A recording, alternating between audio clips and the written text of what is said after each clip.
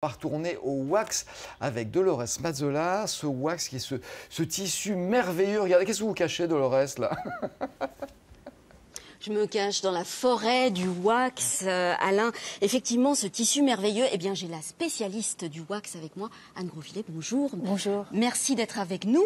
Merci de nous en dire un petit peu plus sur ce tissu. On va sortir de la forêt, on va se déplacer parce qu'il y a beaucoup de tissus à montrer ici.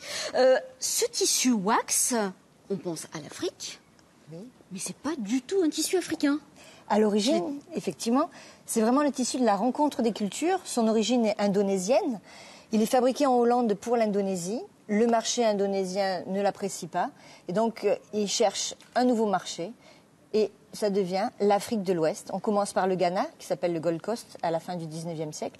Et puis, petit à petit, le Togo, avec ces fameuses nanabens, ces femmes qui popularisent le tissu. On va se déplacer un petit peu.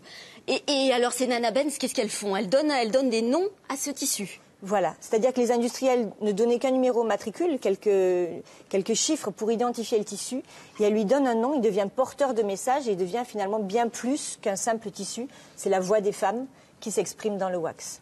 Alors, ce wax, vous le disiez, c'est la Hollande qui le crée. Wax, c'est le terme anglais pour cire, mais quand on le touche, ce tissu, c'est du coton. Tout à fait, c'est un tissu 100% coton. C'est le processus qui est fait à base de wax. Et donc les deux producteurs historiques européens, c'est la Hollande et l'Angleterre. Ensuite, à partir des indépendances, il y aura des usines en Afrique, dont la plus dynamique est Uniwax aujourd'hui en Côte d'Ivoire.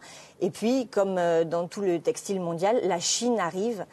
Et produit un wax de un petit peu moins bonne qualité, mais plus accessible, hein, on va dire. Plus accessible, mais fait surtout des copies.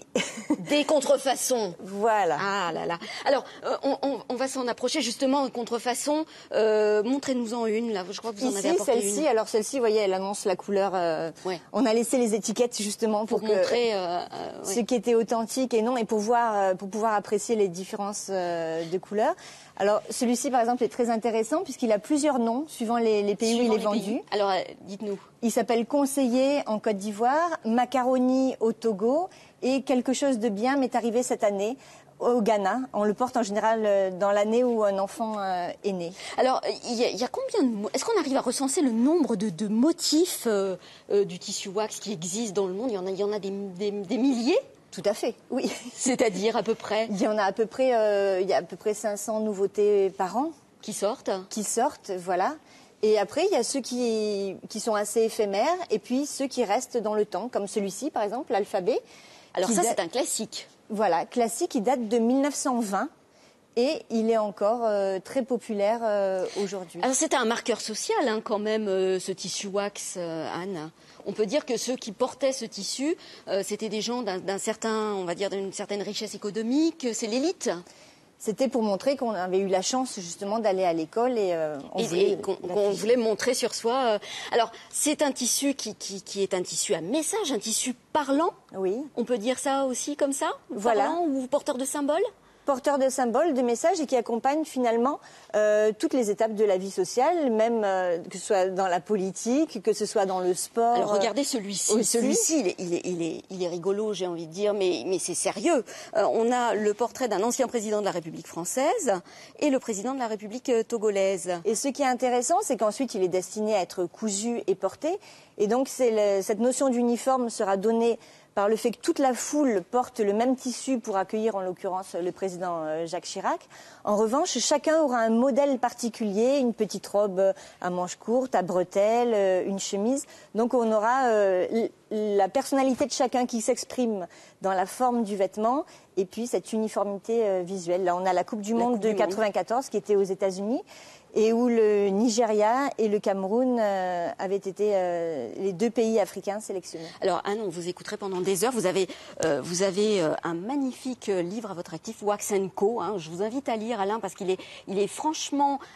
c'est la Bible du wax, on peut le dire comme ça. Mais vous allez aussi donner une conférence très bientôt dans le cadre de la caravane des cinémas d'Afrique. Tout à fait. Il y a aussi un atelier pour le jeune public. Commence à wax et puis je présente un livre pour enfants aussi, l'abécédaire du wax, autour de l'alphabet justement et de tous ces pagnes qui représentent des objets. Alors tous ces pagnes qui ont un nom, grâce au Nana Benz, on le disait, pour résumer, les ongles de Madame Thérèse, l'œil de Marival. Mon mari est capable. Mon mari est capable. Chérie, ne me tourne pas le dos. Voilà, tous ces noms de tissus qui sont pleins de sens et en tout cas qui nous font rêver un petit peu d'Afrique. Voilà, donc vous avez jusqu'au 15 avril pour venir découvrir. Voilà Alain. Un petit peu ce qu'on suite. pouvait dire sur le wax, mais c'est pas fini. Ah bah bien, j'espère bien. Et je rappelle donc c'est une exposition qui est à l'occasion de ce festival Caravanissime en Afrique. C'est à Sainte-Foy-les-Lyons. Voilà, je vous le précise.